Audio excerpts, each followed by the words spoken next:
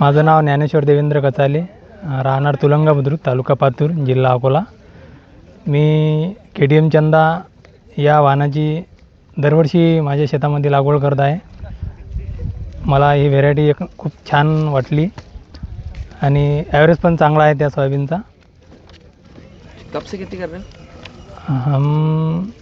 हमको 10 साल हो गए खेती करने को. KTM की सीड्स कब से उपयोग कर रहे हो? ये 5 साल हो गए. रबी की फसल लेते हो कि खरीफ? नहीं, खरीफ. प्रति एकड़ कितनी उपज होती है? हमारे को प्रति एकड़ आता 10 का एवरेज आता हमारे खेत में. अभी सोयाबीन के और कोई से बीज आप इस्तेमाल करना चाहते हैं?